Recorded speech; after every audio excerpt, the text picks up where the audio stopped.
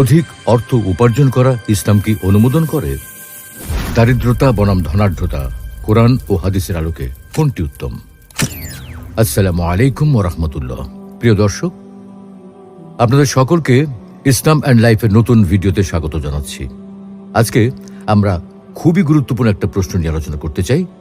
বড়লোক হওয়া বা অধিক অর্থ উপার্জন করা ইসলাম কি অনুমোদন করে, অথবা দারিদ্রতা এবং ধনাঢ্যতার মধ্যে কোরআন ও হাদিসের আলোকে কোনটি উত্তম? এ বিষয়ে বিস্তারিত আলোচনা করব ইনশাআল্লাহ। পবিত্র কোরআনে আল্লাহ বলছেন, وابتغ فيما آتاك الله الدار الآخرة ولا تنس نصيبك من الدنيا। আল্লাহ তোমাকে যা দান করেছেন তা দ্বারা পরকালীন গৃহ অনুসন্ধান করো, তবে তোমার ইহকালীন অর্থাৎ দুনিয়ার অংশ ভুলে যেও না। সুপ্রিয় দর্শক, মানব জীবনে ধন সম্পদ একটি অপরিহার্য বিষয়। জীবন পরিচালনার জন্য ধন সম্পদের বিকল্প কিছু নেই। যেখানে মানুষের বিচরণ সেখানেই সম্পদ প্রয়োজন। মানুষকে যদি সম্পদহীন বাঁচতে বাধ্য করা হয়, তাহলে পানিহীন মাছের মতো মারা যাবে। মানুষ এবং ধন সম্পদ এক সূত্রের গাঁথা। তাই আল্লাহ তাআলা সম্পদের সীমাহীন প্রয়োজনীয়তার কারণে সম্পদ সৃষ্টির সঙ্গে সঙ্গে মানুষকে সম্পদ উপার্জন, সংরক্ষণ ও বন্টনের নীতিমালাও বলে দিয়েছেন।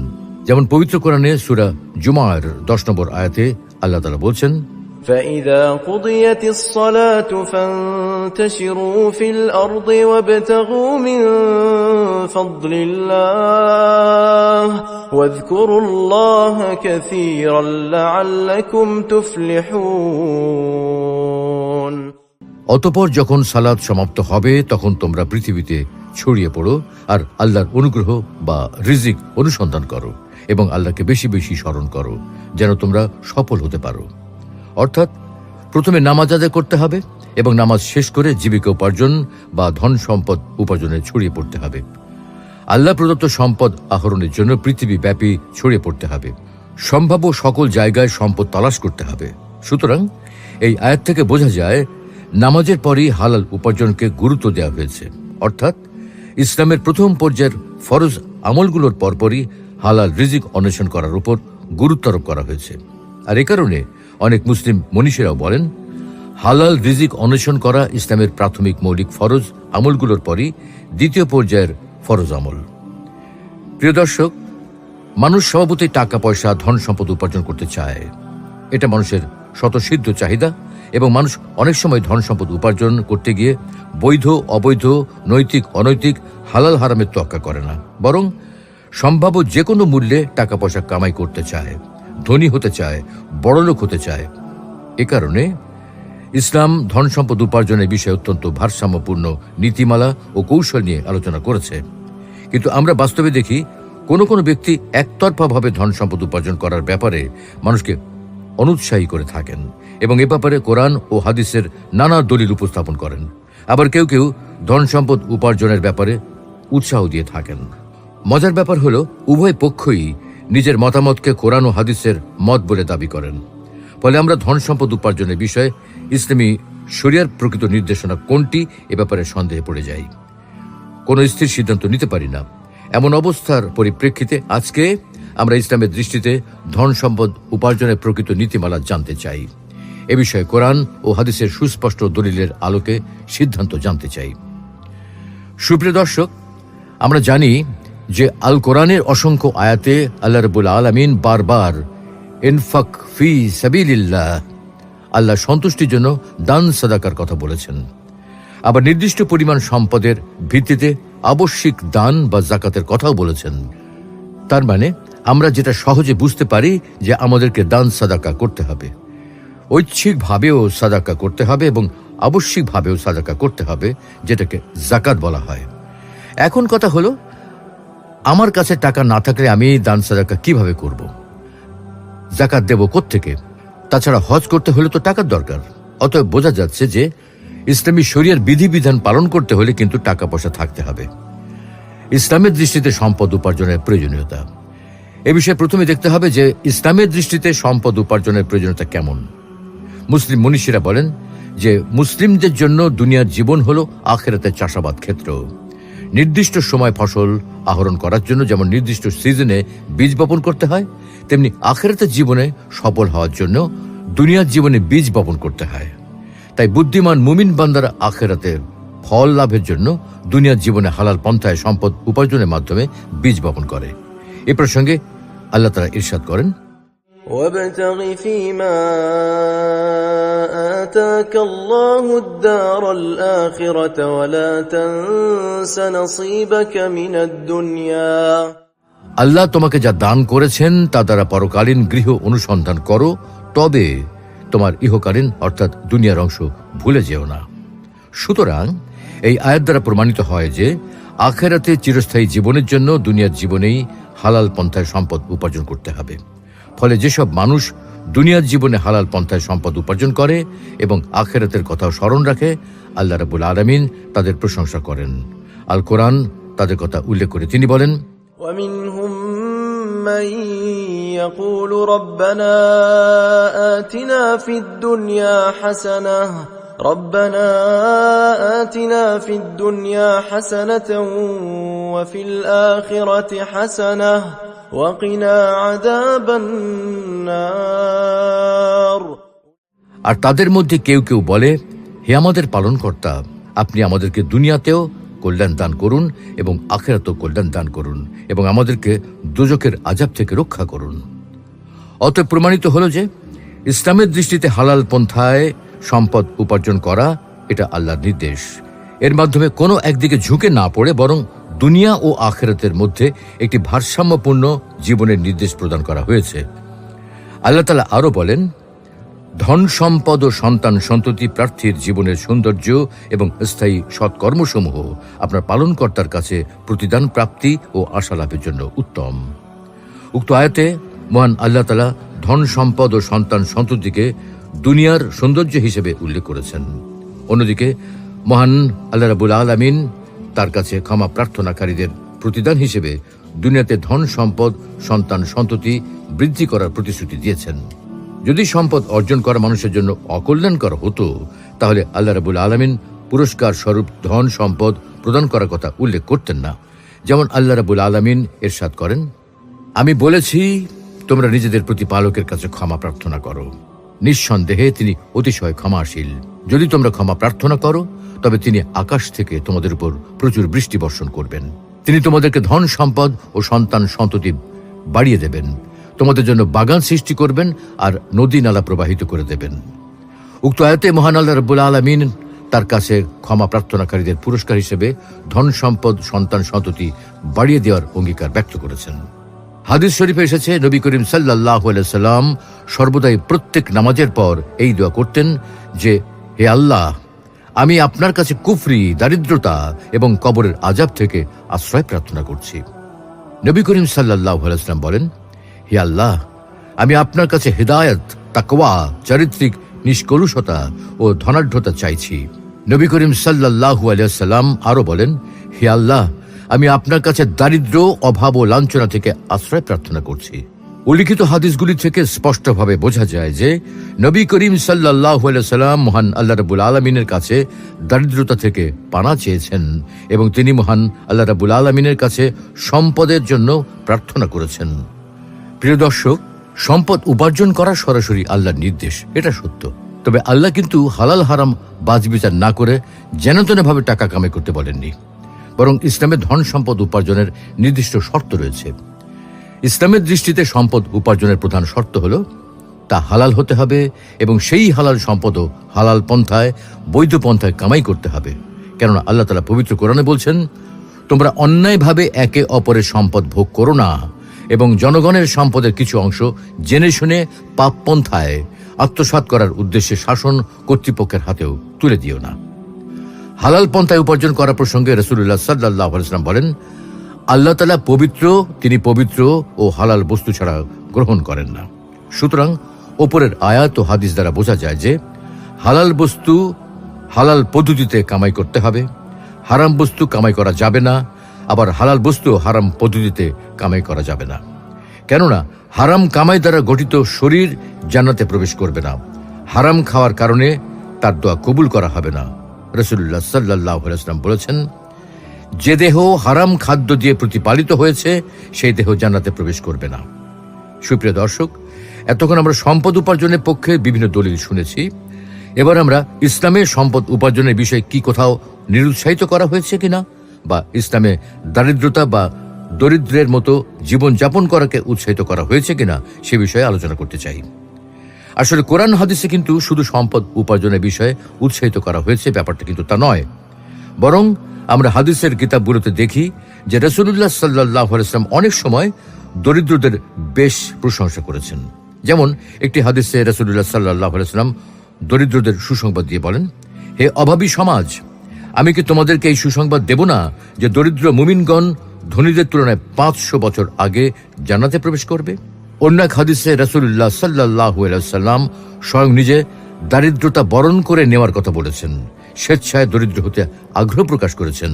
তিনি আল্লাহর কাছে দোয়া করে বলেন, হে আল্লাহ, আপনি আমাকে দরিদ্র অবস্থায় বাঁচিয়ে রাখুন, দরিদ্র থাকা অবস্থায় মৃত্যু দান করুন এবং কিয়ামত দিবসে দরিদ্রদের দলভুক্ত করে হাসর করুন। এই কথা শুনে আয়েশা রাদিয়াল্লাহু তাআলা আনহা বললেন, হে আল্লাহর রাসূল, আপনি এইসব বলছেন কেন? তখন রাসূলুল্লাহ সাল্লাল্লাহু আলাইহি ওয়াসাল্লাম বলেন, তারা তো সম্পদ ছেড়ে দিচ্ছে 40 খরিফ অর্থাৎ 500 বছর পূর্বে জান্নাতে প্রবেশ করবে। হাদিসের পরের অংশে রাসূলুল্লাহ সাল্লাল্লাহু আলাইহি ওয়াসাল্লাম বলেন, হে আয়েশা, তুমি দরিদ্রকে ফিরিয়ে দিও না। যদি দেওয়ার মতো কিছু তোমার নিকট নাও থাকে তাহলে একটি খেজুরের টুকরা হলেও তাকে দিও। হে আয়েশা, তুমি দরিদ্রদের ভালোবাসবে এবং তাদেরকে তোমার সান্নিধ্যে রাখবে, তাহলে কিয়ামতের দিন আল্লাহ তাআলা তোমাকে তার সান্নিধ্যে রাখবেন। আপনাদের আরো একটা চমৎকার একটি হাদিস শোনাই। নবী করিম সাল্লাল্লাহু আলাইহি ওয়াসাল্লাম মিরাজের রাতের ঘটনা প্রসঙ্গে বলেন, আমি জান্নাতের দরজায় দাঁড়ালাম, দেখলাম সেখানে যারা প্রবেশ করেছে তারা অধিকাংশই দরিদ্র আর ধনীরা আবদ্ধ অবস্থায় রয়েছে। ইসলামে বড়লোক হওয়ার বিধান কি? প্রিয় দর্শক, উপরের আলোচনা শুনে একবার মনে হয় এখনই দরিদ্র হয়ে যেতে হবে, আবার প্রথম দিকের আলোচনা থেকে মনে হচ্ছে ধন সম্পদ কামাই করা সরাসরি আল্লাহর নির্দেশ। তাহলে এখন উপায় কি? এ বিষয়ে অবশ্যই আমাদেরকে একটা সিদ্ধান্তে পৌঁছাতে হবে। তবে তার আগে আরেকটা বিষয় জেনে নেই, ইসলামে বড়লোক হওয়ার বিধান কি, মানে অধিক ধন সম্পদ কামাই করার ব্যাপারে ইসলামের কোনো আদেশ আছে কি না। প্রাথমিকভাবে বলা যায় যে কোনো পরিমাণ সম্পদ উপার্জন করা বৈধ, চাই তা কম হোক অথবা বেশি হোক। মূল নীতি হলো বৈধ হওয়া, অর্থাৎ যদি কোনো হারাম বা অবৈধ কিছু না পাওয়া যায় তাহলে অধিক ধন সম্পদ উপার্জন করা বৈধ। তাছাড়া অধিক ধন সম্পদ উপার্জন করা হারাম বা অবৈধ কোরআনুল কারীমের কোথাও এমন কিছু নেই, হাদিসেও নেই। অর্থাৎ কোরআন হাদিসের কোথাও অধিক ধন সম্পদ উপার্জন করতে নিষেধ করা হয়নি। অতএব বলা যায় যে ইসলামের দৃষ্টিতে বৈধ পন্থায় বড়লোক হওয়া অবশ্যই হালাল, কোনো মতে হারাম নয়। এটা একটা ফিকহের মূলনীতি ভিত্তিক দলিল। কিন্তু কথা হলো, এ বিষয়ে নবী করিম সাল্লাল্লাহু আলাইহি ওয়াসাল্লাম ও সাহাবায়ে কেরামের অবস্থান কেমন ছিল, মানে তারা কোনটাকে প্রাধান্য দিতেন, ধনী হওয়া নাকি গরিব হওয়া? আমরা সকলেই জানি যে নবী করিম সাল্লাল্লাহু আলাইহি ওয়াসাল্লাম তিনি হযরত খাদিজা রাদিয়াল্লাহু তাআলা আনহার ব্যবসা পরিচালনা করেছেন এবং তার ব্যবসা পরিচালনার স্বার্থে তিনি সুদূর সিরিয়া পর্যন্ত ভ্রমণ করেছেন। আমরা এটাও জানি যে নবী করিম সাল্লাল্লাহু আলাইহি ওয়াসাল্লাম ব্যক্তিগতভাবে দরিদ্র ছিলেন না। মহান আল্লাহ রাব্বুল আলামিন তার জন্য যুদ্ধ থেকে প্রাপ্ত সম্পদের 1/5 নির্ধারণ করে দিয়েছিলেন। সেজন্য নবী করিম সাল্লাল্লাহু আলাইহি ওয়াসাল্লামের কাছে অনেক সম্পদ থাকত, কিন্তু তিনি তা কখনো নিজের জন্য রাখতেন না। তিনি তার সমস্ত সম্পদ মানুষের মধ্যে বিলিয়ে দিতেন। তাই তিনি অনেক সময় ক্ষুধায় কষ্ট করতেন। আসলে সাহাবায়ে কেরাম সরাসরি রাসূল সাল্লাল্লাহু আলাইহি ওয়াসাল্লামের কাছ থেকে কোরআন শিখেছেন, তাই তাদের আমলও ছিল অত্যন্ত ভারসাম্যপূর্ণ। তাদের মধ্যে স্বেচ্ছায় দারিদ্রতা মেনে নেওয়ার যেমন নজির রয়েছে, তেমনি জান্নাতের সুসংবাদ প্রাপ্ত হওয়া সত্ত্বেও ধনী হিসাবে জীবনযাপন করার নজিরও আছে। অনেকে মনে করেন যে সম্পদশালী হওয়া বা ধনী হওয়া খারাপ জিনিস, কিন্তু ইতিহাস আমাদেরকে এমনটা বলে না। সাহাবীদের মধ্যে অনেকে ছিলেন সম্পদশালী। আশারায়ে মুবাশশারা 10 জন বেহেশতের সুসংবাদ প্রাপ্ত সাহাবীদের মধ্যে 6 জনই ছিলেন বিত্তশালী বা ধনী। অতএব ধনী হওয়া যদি খারাপ হতো এবং সম্পদশালী হওয়া যদি জান্নাতে যাওয়ার জন্য প্রতিবন্ধকতা হতো, তাহলে আশারায়ে মুবাশশারার 10 জন বেহেশতের সুসংবাদ প্রাপ্ত সাহাবীদের মধ্যে 6 জন বিত্তশালী সাহাবী বেহেশতের সুসংবাদ পেতেন না। হযরত আবু বকর রাদিয়াল্লাহু তাআলা আনহু ধনাঢ্য ব্যক্তি ছিলেন। তার মতো বিখ্যাত সাহাবী তার সম্পদ দিয়ে ইসলামের অনেক উপকার করেছেন। তিনি হযরত বেলাল রাদিয়াল্লাহু তাআলা আনহুর মতো সাহাবীকে দাসত্ব থেকে মুক্ত করে আজাদ করে দিয়েছিলেন। এই সম্পর্কে নবী করিম সাল্লাল্লাহু আলাইহি ওয়াসাল্লাম বলতেন, আবু বকরের সম্পদ আমার যেরকম উপকার করেছে অন্য কারো সম্পদ এতটা করেনি। তার প্রতি উত্তরে হযরত আবু বকর রাদিয়াল্লাহু তাআলা আনহু বলতেন, ইয়া রাসূলুল্লাহ, আমি ও আমার সম্পদ আপনি ছাড়া অন্য কারোর জন্য কি? হযরত ওসমান ইবনে আফফান রাদিয়াল্লাহু তাআলা আনহু, আব্দুর রহমান ইবনে আউফ রাদিয়াল্লাহু তাআলা আনহুর মতো সাহাবীরা তৎকালীন সময়ের বিলিয়নিয়ার ছিলেন বর্তমান সময়ের সাথে তুলনা করলে। ওসমান ইবনে আফফান রাদিয়াল্লাহু তাআলা আনহুকে যেদিন শহীদ করা হয় সেদিন তার ব্যক্তিগত সংগ্রহে ছিল 1,50,000 দিনার স্বর্ণ মুদ্রা, 1,00,000 দিরহাম রৌপ্য মুদ্রা। নগদ অর্থমূল্যের পাশাপাশি কোরা ও হুনাইন উপত্যকার তার জমি ছিল, উট ও ঘোড়া ছিল, যেগুলোর অর্থমূল্য ছিল প্রায় 2 লক্ষ দিনার। জুবায়ের ইবনুল আওয়াম রাদিয়াল্লাহু তাআলা আনহুর একটি প্রপার্টি ছিল যার অর্থমূল্য 50,000 দিনার। সেই জায়গায় তার 1000টি ঘোড়াও ছিল। তালহা ইবনে উবাইদুল্লাহ রাদিয়াল্লাহু তাআলা আনহুর ইরাকে ব্যবসা ছিল, সেখান থেকে তার আয় হতো 1000 দিনার। আব্দুর রহমান ইবনে আউফ রাদিয়াল্লাহু তাআলা আনহুর আস্তাবলে 1000টি ঘোড়া, 1000টি উট ও 10,000টি ভেড়া ছিল। তার ইন্তেকালের পর তার সম্পত্তির 4 ভাগের 1 ভাগের মূল্য নির্ধারণ করা হয় 84 লক্ষ দিনার। এই 4 জন সাহাবীর মধ্যে প্রত্যেকেই দুনিয়ার বুকে জান্নাতের সুসংবাদ প্রাপ্ত। তারা এত সম্পদের মালিক হওয়া সত্ত্বেও জান্নাতে যাবেন ইনশাআল্লাহ। উল্লেখ্য যে ধনাঢ্য সকল সাহাবীগণ তাদের অর্জিত ধন সম্পদ আল্লাহর রাস্তায় ব্যয় করতেন, মানুষের কল্যাণে খরচ করতেন। ইমাম আবু হানিফা রহমতুল্লাহ আলাইহি কাপড়ের ব্যবসা করতেন। তার ছাত্র আব্দুল্লাহ ইবনে মুবারক রহমতুল্লাহ আলাইহি বড় ব্যবসায়ী ছিলেন। ইমাম সুফিয়ান আস-সাউরি রহমতুল্লাহ আলাইহি ছিলেন তেল ব্যবসায়ী। সেরকম বহু ইমাম এবং ওলামায়ে কেরাম তাদের কর্মজীবনে ব্যবসা করতেন এবং সাথে সাথে দিনের দাওয়াতি কাজও করেছেন।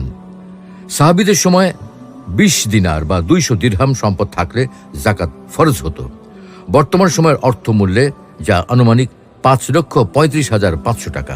তাহলে চিন্তা করে দেখুন, সেখানে তাদের সম্পদ ছিল 1 লক্ষ দিনার, 1.5 লক্ষ দিনার, 2 লক্ষ দিনার। এখন আমাদের মনে প্রশ্ন জাগতে পারে, সাহাবীরা একই সময়ে এত সম্পদশালী আবার দুনিয়াবিমুখ কিভাবে হন? সম্পদশালী হওয়া সত্ত্বেও কি দুনিয়াবিমুখ হওয়া যায়? সুপ্রিয় দর্শক, আসলে আমরা এতক্ষণ যে হাদিসগুলো বলেছি লক্ষ্য করে দেখবেন, এই হাদিসগুলোতে দরিদ্রদের ফজিলত বলা হয়েছে, তবে দারিদ্র্যের পক্ষে বলা হয়নি। অর্থাৎ দরিদ্র হওয়াটাকে দোষের কিছু মনে করা হয়নি, বরং দরিদ্র হলে হিসাব কম হবে এটাই বলা হয়েছে। কেউ যদি দরিদ্র হয় এবং এই অবস্থায় যদি আল্লাহর শুকরিয়া আদায় করে, তাহলে আখিরাতে তার হিসাব সহজ হবে, তাই সে আগে আগে জান্নাতে প্রবেশ করতে পারবে। তাছাড়া হাদিসগুলোতে দরিদ্রদের প্রতি সহানুভূতিশীল হতে উৎসাহিত করা হয়েছে। তবে তাই বলে হাদিসে কিন্তু ধন সম্পদ অর্জন করাকে খারাপ বা নিন্দনীয় বা অনুচিত বলা হয়নি। আমরা সম্পদ কামায়ের পক্ষে যে দলিলগুলো উল্লেখ করেছি এবং দরিদ্রদের ফজিলত বিষয়ে যে দলিলগুলো দিয়েছি, তাতে আমরা যদি কোরআন এবং হাদিস উভয়টির সবগুলো বয়ান একত্রিত করি, তাহলে দেখব প্রকৃতপক্ষে আল্লাহ তাআলা ধন সম্পদের ব্যাপারে মধ্যপন্থা অবলম্বনের কথা বলেছেন। যেমন আল্লাহ রাব্বুল আলামিন পবিত্র কোরআনে বলছেন, তারা যখন ব্যয় করে তখন অযথা ব্যয় করে না, কৃপণতাও করে না, এবং তাদের পন্থা হয় এত দুভয়ের মধ্যবর্তী। এ বিষয়ে রাসূলুল্লাহ সাল্লাল্লাহু আলাইহি ওয়াসাল্লামের একটি বিখ্যাত হাদিস রয়েছে। তিনি বলেন, আল্লাহ ওই ব্যক্তির উপর রহম করুন যে ব্যক্তি বিক্রয়ের ক্ষেত্রে সহনশীল হয়, ক্রয়ের ক্ষেত্রে সহনশীল হয় এবং নিজের প্রাপ্য আদায়ের জন্য চাওয়ার ক্ষেত্রেও সহনশীল হয়। এ থেকে কিন্তু সুস্পষ্টভাবে বোঝা যায় যে আমাদেরকে মধ্যপন্থা অবলম্বন করতে হবে। দরিদ্র নয়, অতি ধনীও নয়। ধন সম্পদ এমনভাবে কামাই করতে হবে যেন তা আমাদেরকে আল্লাহ বিমুখ না করে দেন, বরং ধন সম্পদ কামাই করে তা আল্লাহর রাস্তায় ব্যয় করতে হবে, যেভাবে সাহাবীগণ তা করেছেন। মানে আমাদেরকে সম্পদ বিমুখ হতে হবে না, বরং দুনিয়া বিমুখ হতে হবে। আলী ইবনে আবি তালিব রাহমাতুল্লাহ আলাইহি দুনিয়া বিমুখতার একটি সংজ্ঞা দেন। তিনি বলেন, দুনিয়া বিমুখতা মানে তুমি কোনো কিছুরই মালিক হবে না তা নয়, বরং দুনিয়া বিমুখতা মানে হলো কোনো কিছু যেন তোমার মনিব না হয়ে যায়, সম্পদ যেন তোমার মনিব না হয়ে যায় এবং তুমি যেন সম্পদের গোলাম না হয়ে যাও। সাহাবীরা সম্পদের মালিক ছিলেন, কিন্তু এই সম্পদ তাদের হৃদয়ে ছিল না, এই সম্পদ ছিল তাদের হাতে। হাতে যখন সম্পদ থাকবে তখন সেটা সহজে দান করা যাবে, কিন্তু সম্পদ যখন হৃদয়ে স্থান করে নেবে তখন সম্পদের প্রতি ভালোবাসার কারণে তার দান করা সহজ হবে না। সম্পদের মালিক হতে আল্লাহ নিষেধ করেননি, সম্পদ পুঞ্জীভূত করে রাখতে, জমিয়ে রাখতে নিষেধ করেছেন। রাসূলুল্লাহ সাল্লাল্লাহু আলাইহি ওয়াসাল্লাম ইরশাদ করেন, উপরের হাত নিচের হাতের চেয়ে উত্তম। উপরের হাত হলো দাতার আর নিচের হাত হলো গ্রহীতার হাত। ইসলাম আমাদেরকে দাতা হতে উৎসাহিত করে, গ্রহীতা হতে নয়। তাহলে আপনি কিভাবে দাতা হবেন যদি না আপনার হাতে সম্পদ থাকে? আসলে আমরা রাসূলুল্লাহ সাল্লাল্লাহু আলাইহি ওয়াসাল্লামের জীবনে দেখতে পাই, যখনই কোনো অভিযানের জন্য অর্থের প্রয়োজন হতো তখন ধনী সাহাবীরা এগিয়ে যেতেন। আবু বকর, উসমান, আব্দুর রহমান ইবনে আউফ রাদিয়াল্লাহু আনহু তাদের অর্ধেক সম্পদ, 1/3 সম্পদ দান করতেন। আর্থিক সংকটের সময় ধনী সাহাবীরা সবচেয়ে গুরুত্বপূর্ণ ভূমিকা পালন করতেন। সুতরাং বলা যায় যে ইসলামের দৃষ্টিতে অধিক ধন সম্পদ উপার্জন করা নিষেধ নয়, তবে বিশেষভাবে খেয়াল রাখতে হবে যে দুনিয়ার প্রতি আসক্তি নিষিদ্ধ, সম্পদের প্রতি আসক্তি নিষিদ্ধ। দুনিয়ার প্রতি আসক্তি হচ্ছে না। এর উদাহরণ হলো নামাজের সময় ব্যবসা বন্ধ রেখে মসজিদে যাওয়া, কিন্তু ব্যবসায় এত ডুবে থাকা যে নামাজ পড়ারও ফুরসত নাই, তাহলে তা দুনিয়ার প্রতি আসক্তি। আর এই জন্যই ওলামায়ে কেরাম বলেন, ব্যবসা করা ফরজে কিফায়া, কারণ সম্পদ ছাড়া সমাজ ও রাষ্ট্র চলতে পারে না। আল্লাহ রাব্বুল আলামিন আমাদের সকলকে সম্পদের মোহ ত্যাগ করে দুনিয়ার আসক্তি থেকে মুক্ত থেকে বৈধ উপায় সম্পদ উপার্জনের তৌফিক দান করুন। আমিন।